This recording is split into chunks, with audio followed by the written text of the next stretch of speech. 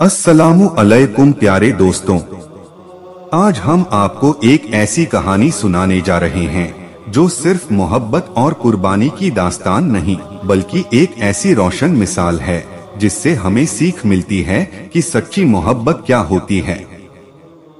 ये वाक़िया है हजरत अली रजी अल्लाह ताला अन्हु के घर का, जहां हजरत फातिमा ज़हरा रजी अल्लाह ताला अन्हा अपने शौहर और प्यारे बच्चों हजरत हसन और हजरत हुसैन के साथ रोजा रखे हुए थीं। लेकिन जान लो, ये सिर्फ एक आम रोजा नहीं था।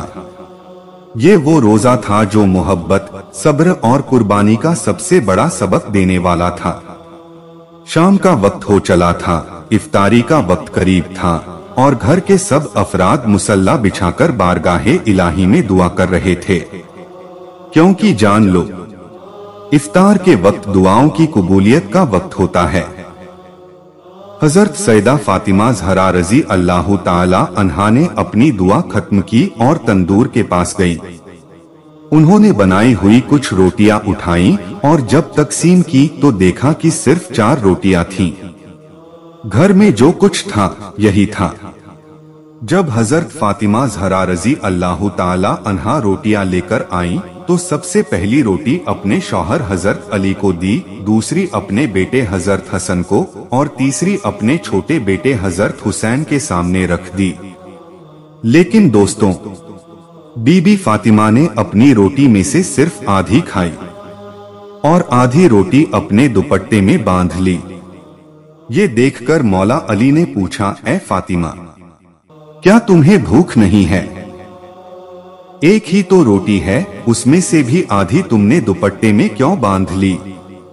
तो हजरत फातिमा रजी अल्लाह ताला अन्हा ने फरमाया, अली, हो सकता है कि मेरे बाबा जान हमारे प्यारे नबी हजरत मोहम्मद मुस्तफ़ा सल्लल्लाहु अलैहि वसल्लम को इफ्तार में कुछ ना मिला हो।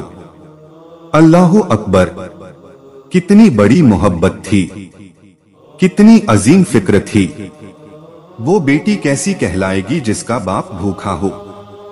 बस लाडली उठीं और अपने आका के घर की तरफ चल पड़ी। जब प्यारे नबी सल्लल्लाहु अलैहि वसल्लम ने दरवाजा खोला और अपनी बेटी को देखा तो पूछा, ऐ फातिमा, तुम इस वक्त यहाँ? हजरत फातिमा ने रुंधे हुए गले से कहा, बाबा जान, जब इफ्तार की रोटी खाई तो आपकी याद आ गई कि शायद आपने खाना खाया होगा या नहीं, इसीलिए आधी रोटी अपने दुपट्टे में बांधकर ले आई हूँ। दोस्तों, ये सुनकर हमारे प्यारे नबी की आंखों से आंसू छलक पड़े। उनकी आंखों में चमकते मोतियों जैसे आंसू थे जिनसे सारी महफिल रोशन हो गई।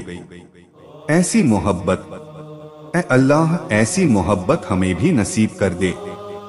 जब यहूदी औरतों ने रुस्वा करना चाहा, एक दिन प्यारे नबी सल्लल्लाहु अलैहि वसल्लम के पास कुछ यहूदी औरतें आईं। उन्होंने कहा, या रसूल अल्लाह, हमारे यहाँ शादी हो रही है, अगर आप अपनी बेटी फातिमा को भेज दें तो हमें बहुत खुशी होगी। लेकिन दोस्तों, उनका असली मकसद नेक नहीं था। वे हजरत फातिमा का मजाक उड़ाना चाहती थीं।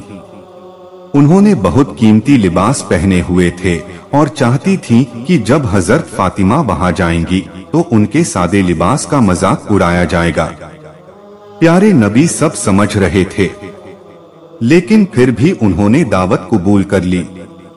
जब हजरत फातिमा को इस बात का इल्म हुआ तो उन्होंने अल्लाह की बारगाह में दुआ मांगी, ऐ मेरे रब, मुझे किसी लिबास की जरूरत नहीं, लेकिन ये लोग मेरे बाबा को नीचा दिखाना चाहते हैं। या अल्लाह, तू मेरी हिफाजत कर। और दोस्तों, जब मोहब्बत, सब्र और दुआ मिल जाए तो रब्बे कायनात अपने बंदों को खाली नहीं लौटाता। अल्लाह ने जिब्रील अलैहिस्सलाम को हुक्म दिया, ऐ जिब्रील, जन्नत से एक लिबास लेकर जाओ और मेरी प्यारी फातिमा को दे आओ। जब हजरत फातिमा उस शादी में पहुंची और उनका जन्नती लिबास देखा गया तो यहूदी औरतें हैरत में पड़ गईं। उन्होंने कहा, ए फातिमा, ये इतना हसीन लिबास कहाँ से मिला? तो बीबी फातिमा ने मुस्कुराकर कहा, मेरे बाबा के पास से। उन्होंने पूछा, तो आपके बाबा के पास कहाँ से आया? तो बीबी फातिमा ने फरमाया, मेरे बाबा के पास हजरत जिब्रील लाए थे। फिर उन्होंने पूछा, और जिब्रील को कौन लाया?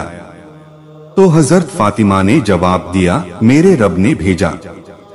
इतना सुनते ही यहूदी औरतों के दिलों में हक की रोशनी उतर गई और उन्होंने उसी वक्त कलमा पढ़ लिया।